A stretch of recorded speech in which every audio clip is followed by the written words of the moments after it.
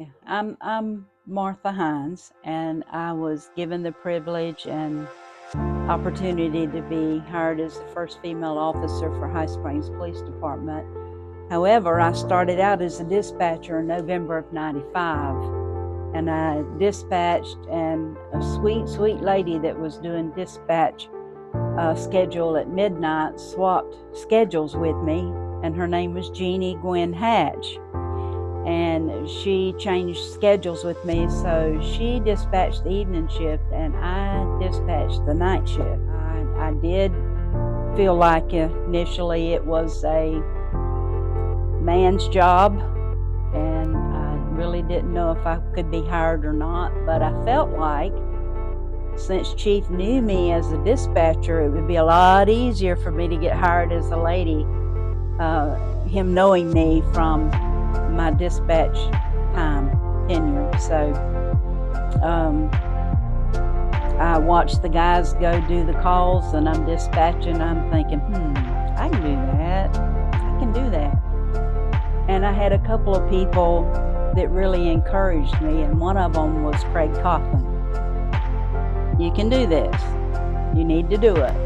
And he was very encouraging to me about me going to the academy. And I was 50 years old when I went to the academy, and I carried the guy across the back of the room just like everybody else. So that means that I have been tremendously blessed by God to be able to do the things I do in my life and have done in my life. So typically a 50-year-old woman is not able to do the things that God blessed me to be able to do. So I'm grateful to him always. I see his hand in my life all the time, and I know of his love, and I'm grateful. But High Springs is pretty special, and for ladies now who are trying, it's a lot easier now, I think, for a lady to become a cop than it was when I was hired. And I do think that the fact that Chief Wolf knew me, that it made it a lot easier for me to become the cop and get on the road like I wanted to. And I really enjoyed the whole time. I didn't like necessarily the governmental part of it, but I love the people of the community, and I love the people I work with. I want to share something with you that it's pretty special.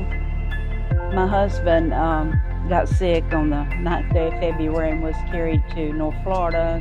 He was sent to Shands and then back home for a night, and then the next night he went right back to North Florida. But the day he passed away, I was in there, and this little young black lady came in, and she was prepping his body. And she said to me, she said, "Are you the librarian?" Because I didn't know who she was. And she said, I said, no, that's Martha Roberts. I said, but I was a police officer, and she grabbed me and hugged me. And it was Mildred Johnson's granddaughter. And she said to me, she said, "You are the reason I'm where I am today. You would come and you would encourage us. And you told me back then that I could be anything that I wanted to be."